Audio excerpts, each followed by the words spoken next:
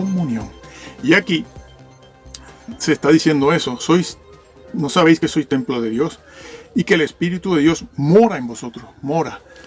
Bueno, mora. En los tiempos de Pablo no existían las iglesias o templos como los conocemos hoy, ¿no? Templos físicos, con paredes, techo, alfombra, piano, un púlpito, micrófono, equipo de sonido, orquesta, porque hoy en día hay orquestas. Bueno, eso no existía. Para nosotros ver un templo, encontrar un templo físico, material, con paredes, techo, bloques, cemento, bancos, hay que esperar al año 160, 170 aproximadamente de la era cristiana para ver un primer templo. Cuando Pablo escribió esto, no estaba hablando de templos. Le dice, vosotros sois, cada uno de vosotros sois un templo, que es lo que Pablo predica en sus cartas. Vosotros sois templo del Espíritu Santo. De allí que no se podía, dice él, no puedes ni entristecerlo ni apagarlo, ¿no? Ni apagarlo. Sí, lo puedes apagar hasta el punto de que te llevarás una sorpresa en aquel día por dejar minar la vida. Sí, Señor, dejar minar la vida. Pero este pregunta, ¿por cuál pecado? ¿Por cuál pecado? Y después me arrepiento y no me arrepiento y vuelvo a caer y no tiene los conceptos, porque no ha hecho exégesis nunca. No tiene una formación bíblica. Bueno, todos tenemos títulos y maestrías y doctorados, pero eso no significa que conoce la Biblia. Va arrastrando la doctrina temática que aprendió cuando se convirtió en la iglesia, que se convirtió por lo general bautista, como yo, que soy bautista del sur, de la Convención del Sur. Por cierto, que los primeros bautistas no eran calvinistas. Los generales, que fueron los primeros, eran completamente, simplemente traían la doctrina, atrás, no estaban ellos. Y se pensaba que la salvación había que cuidarla, porque se dejaba de alcanzar. Yo soy bautista de la Convención del Sur, y sigo siéndolo, pero lamentablemente no puedo seguir la doctrina de los bautistas, que aunque muchos niegan que son calvinistas, sin embargo la doctrina que tienen sí es calvinista. ¿Por qué? Porque tienen la doctrina calvinista. Bien, pero ese no es nuestro tema ahora. Así que dice eso, no sabéis que sois, ellos eran templo de Dios, y por eso les dice, el Espíritu de Dios mora. No está diciendo que mora en las paredes, porque no habían templos físicos en esa época, como he dicho ya. Está diciendo que el Espíritu Santo mora. El Espíritu Santo no puede morar en ningún edificio, ni de aquella época ni de esta. Pablo, cuando habla de la morada del Espíritu Santo, está hablando en términos espirituales. Solo el Espíritu Santo solo mora en una persona. Y repito, por eso Pablo en Tesalonicenses dice, le pide a los creyentes que no lo entristezcan al Espíritu Santo ni lo lleguen a apagar. ¿Qué pasa si lo apagas? ¿Qué pasa? Esto tampoco lo enseñan. Y le quitan la fuerza que tiene para advertir a los creyentes de que deben cuidar su salvación. Sí, le quitan esto. Sin embargo, esto está dicho aquí, que parece un cambio de tema, por lo que se va a decir ahora. El apóstol Pablo aquí está anticipándose a la gravedad de lo que va a decir a continuación. Se anticipa a la gravedad de lo que va a decir a continuación. ¿Qué dice? Si alguno destruyere el templo de Dios. Hombre, Pablo, ¿qué dices? ¿Cómo que si alguno? Esa palabra alguno ya sabemos a qué se refiere, porque venimos haciendo referencia a ella desde el principio. Alguno de los maestros, claro, de los que enseñan con doctrina. Y entonces dice, si alguno destruyere. Hay maestros que pueden destruir. Hombre, claro, lo hemos visto durante 20 siglos, y el libro completo habla de eso, de los falsos profetas, de los profetas que empezaron bien, terminaron mal. Habla de los falsos maestros, no falsos porque no fueron verdaderos, son falsos porque llegaron a ser falsos. Y aquí está diciéndolo de manera clara. Maestros, sí, maestros, no cambien esto. Y empiezan a hablar aquí, ahora traen, del Antiguo Testamento, traen a los profetas de Baal y los meten aquí. Y entonces cambian el significado de lo que Pablo está diciendo. Y entonces llegan a decir los calvinistas, llegan a decir que aquí no se habla del cristiano como morada del templo del Espíritu Santo. Dios mío, ¿qué dices? Pero si está escrito, lo está diciendo. Vosotros sois el templo, tú, Tú. Es más, abajo lo va a decir, el templo de Dios sois vosotros. Santo es, tú eres santo. Eres santo. Y si no lo eres, ese es el pecado que cometes por el cual no entras. Aquel que dice, ¿por cuál pecado? ¿Por cuál pecado? Por este. Otro más. Y borrado del libro de la vida, que también lo niegan. Ahora hablaremos de eso. Entonces dice, si alguno destruyera el templo de Dios, Dios le destruirá a él. Sí, Dios le destruye. ¿Por qué? Porque era un maestro que edificó ni siquiera con madera y hojarasca. Ese no entra. Ya no se habla aquí de recompensas. Ni se dice que entrará así como a fuego. No, lo destruye. ¿Por qué? Porque usted, como maestro, con una doctrina mala, errada, herética, usted edificó y enseñó a mi pueblo. Y usted es el culpable de que muchos hayan caído en el pecado, porque se autoconfiaron, se acercaron al fuego y también se condenaron. Se condenaron, pero por culpa tuya. Porque usted le enseñó una doctrina herética, errada, que si usted hubiera leído de manera simple, la simple lectura de la Biblia, con sentido común, usted se hubiera dado cuenta que la salvación se podía dejar de alcanzar y que había que cuidarla. Pero ustedes lo llenaron de autoconfianza a todos estos creyentes. Y ustedes, no solo eso, sino que encima insistían que estaban predestinados, que no podía pasar otra cosa. Y se perdieron. La historia está llena de eso. Maestros que se destruyen. ¿Con qué destruyen? Con la doctrina. ¿Cuál doctrina? La mala. La errada, la equivocada, la que te desvía del objetivo. Esa es la doctrina. Ese es el pecado por el que te pierdes. Claro que sí. No importa, no se trata de cuántas veces se comete, sí o no. Porque el templo de Dios, el cual sois vosotros, santo es, lo dice. ¿Quién puede ser santo? ¿Quién está llamado a ser santo? ¿Dónde hay una doctrina como han enseñado algunos comentaristas calvinistas, que se refiere al templo que es santo? En el Nuevo Testamento no existe eso. Como aquello de, no, ese es el hermano, ese es el amigo, ese es el familiar. No, santa es la persona. Todo el Nuevo Testamento nos llama a ser santos. El mismo Pablo lo hace. Y eso es lo que se dice aquí. Santo es, sois vosotros, lo vuelve a decir. Y no está refiriéndose a una estructura física, porque allí no habían estructuras físicas que fueran o pudieran considerarse templos, porque los templos no existían. Los templos no existían. Entonces, si alguno destruyere, algún maestro, el templo de Dios, Dios le destruirá a él, porque el templo de Dios que sois vosotros, santo es. Entonces aquí estos comentaristas calvinistas dicen, no, eso son divisiones de iglesia, dicen.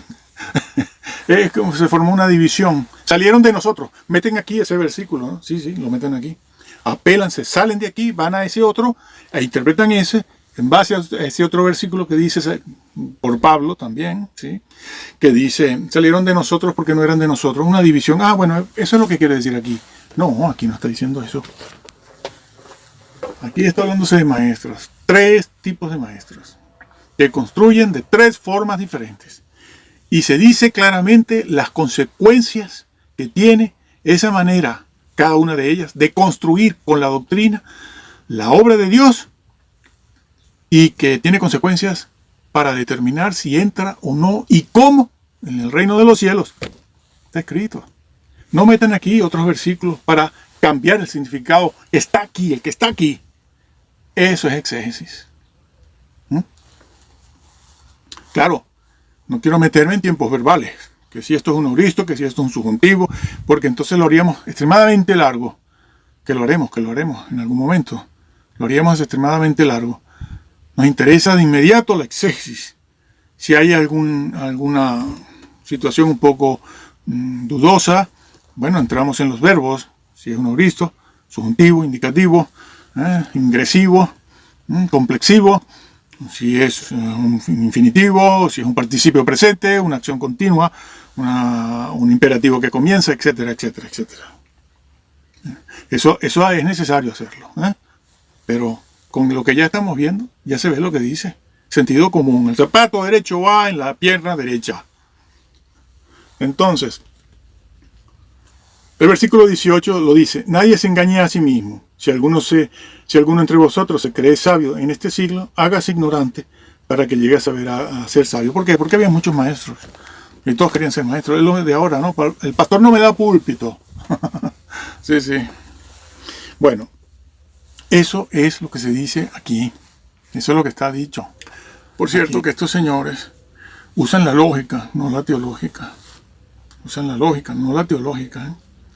Ay, no se dan cuenta de eso. ¿Por qué? Porque se basan en temas. Bueno, es que en esto del bautismo, de allí nacieron los anabautistas, ¿no? Porque los anabautistas, que eran reformadores, como Lutero, Calvino, Zwinglio y todos los demás, eran también reformadores.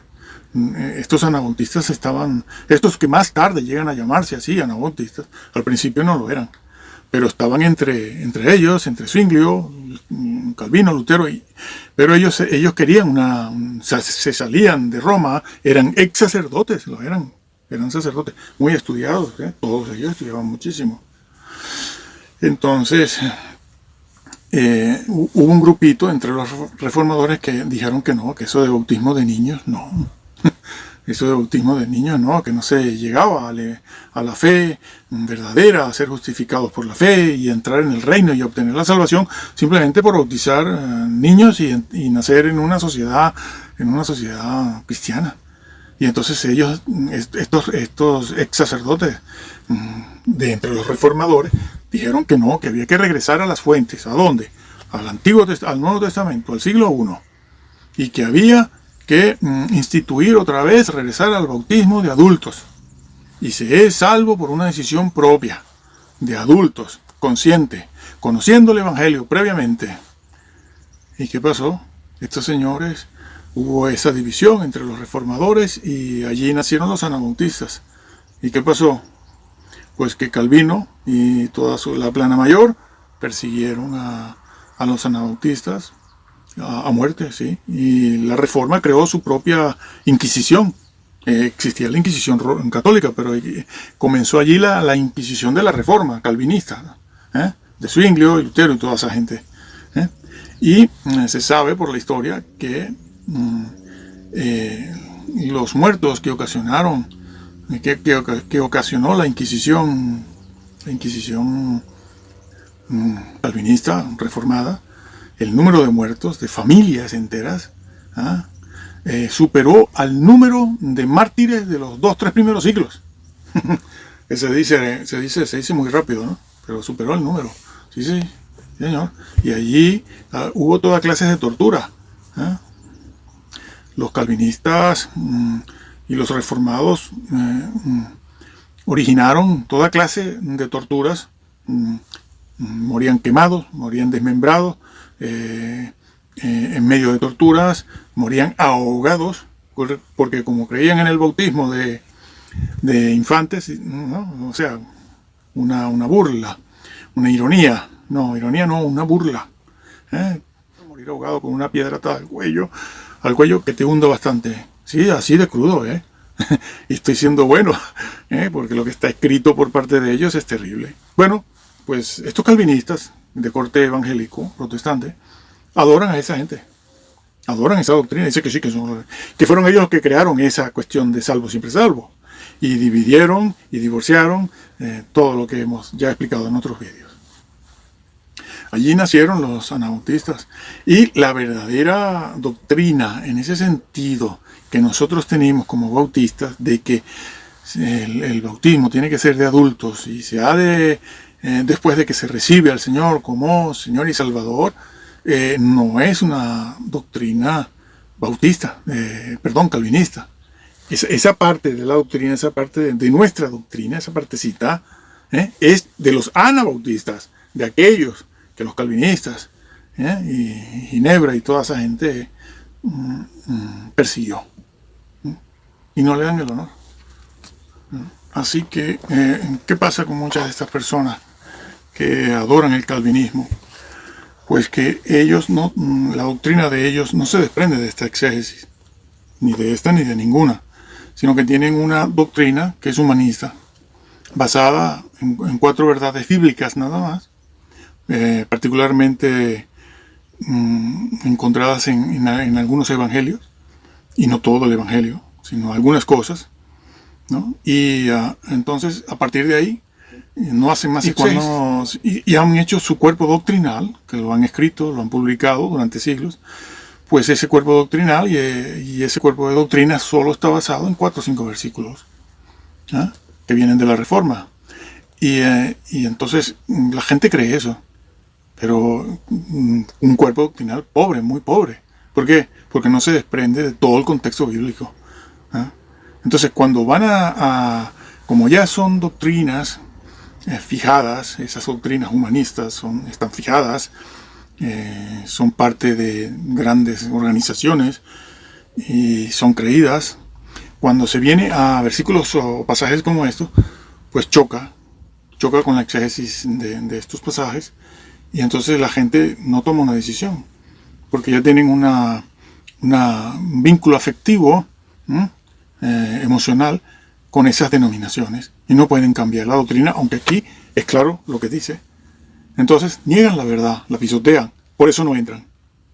Esta persona dice, ¿por cuál pecado? ¿Por cuál pecado? Porque está pensando en robar, el adulterio, matar y esas cosas, ¿no? Y resulta que es mucho más delicado e imperceptible, como imperceptible fue para estos, como imperceptible fue el ejemplo que pusimos de Señor, en tu nombre hicimos, Señor, en tu nombre aquello, en tu nombre lo otro. ¿Cómo va a ser posible? Se enteraron allí, sí, pero que no eras fiel. Tú no amabas la verdad realmente. Entonces, y así otros casos, ¿no? Y por incluso haberle quitado a la Biblia, despojado a la Biblia de algún versículo, o haberle añadido algo. Bueno, sí, como el libro de la vida, claro. ¿Qué ha dicho recientemente este señor que tiene una Biblia con su nombre? Dice, bueno, es que eso del libro de la vida lo hacían antiguamente para registrar los ciudadanos de una ciudad o algo así, y le quitó toda su importancia, y allí lo dejó. Y claro, las personas que le oyen y que van a sus iglesias, que pertenecen a su denominación, ¿no?, pues tienen ya un vínculo adquirido con él, con su iglesia, ¿no? Una iglesia ordenada, una iglesia muy bonita, con alfombra, con piano, una persona que viste bien, que sale con corbata, una persona de mucha fama, muy aclamada, con mucho poder económico y todo eso. Y claro, tienen ese vínculo y van allí todos los domingos y tienen muchos años yendo. Pero si él niega la verdad del libro de la vida, que aquí no lo estamos viendo, pero voy a decir algo, pues si él la niega, esas personas no van a irse de ahí. Aunque vayan contra la verdad, no pueden, porque tienen la mente cauterizada. Aparte de que eso, como hemos dicho otras veces, es una fortaleza, es una fortaleza. La fortaleza calvinista, la fortaleza ruselista, la fortaleza, cada una. Y eso no lo cambia nadie. Solamente casos puntuales donde la persona sale de ahí, porque ha estudiado mucho, entra en crisis, su fe entra en crisis, hasta que se da cuenta de que está equivocada, que ha de seguir la Biblia, no la denominación. No la denominación. Bueno, eso del libro de la vida, solo digo una cosita, A ver, todos sabemos que eso comenzó, bueno, aparece por primera vez, no comenzó, pero aparece por primera vez con Moisés, ¿no? Cuando el pueblo de Israel era infiel, pecaba, duro de servicio, y llega un momento en que Dios dice, bueno, voy a acabar con este pueblo, ¿no? La historia ustedes la conocen, la leen, pero yo aquí un vistazo así por encima para que todos lo entiendan. Y parece que, bueno, el Señor está dispuesto a raer a Israel de la faz de la tierra y levantar de Moisés una nueva nación otra vez. Y entonces Moisés entra en esa ocasión, ¿no? Se da allí la ocasión que conocemos, ¿no? Cuando Moisés le dice, si tú los quitas a ellos, a mí me borras del libro de la vida. A mí me borras del libro de la vida. Y entonces, ¿qué pasó? ¿Qué le dijo Dios? Le dijo, le dijo a Moisés, bueno, pero es que el libro de la vida eso no existe. Bueno, pero es que el libro de la vida es hipotético. Bueno, pero es que del libro de la vida solo están escritos los que ya están predestinados, y yo lo sé, y por lo tanto ahí se quedan. No, ¿qué es lo que dicen estos señores calvinistas? No, dos dedos de frente, amigo. ¿Qué le dijo? No, yo a ti no te quito del libro de la vida, yo quitaré al que peque. Ay, ¿se puede estar escrito y quitar? Sí. Pero ¿a quién quitas? Al que peque. Y es Dios quien lo está diciendo. Ya ve. Dice, yo quito al que peque, claro que lo puedo quitar. Él está escrito. Y el otro también, y el otro también. Pero si pecan, lo quito. Y eso lo han borrado de un plumazo. Dicen que no, eso no. Claro, estas personas son ya calvinistas. Porque se convirtieron en el calvinismo. ¿Lo van a dejar? No, muy difícil que lo dejen. Por eso, como hemos dicho, el calvinismo no es evangélico. Bueno, es como los bautistas. Yo soy bautista. Los bautistas decimos que se es salvo por una decisión personal. ¿Sí? Una decisión personal cuando conocemos y aceptamos de manera consciente la salvación en Cristo Jesús. Y entonces procedemos a bautizarnos. Y de allí que nosotros decimos que solo el bautismo de adultos es válido. De un adulto que se ha convertido, que es creyente, de verdad, estoy hablando del caso verdadero, no de lo que pasa hoy en día. Bueno, y entonces se bautiza. Pero esos bautistas son calvinistas.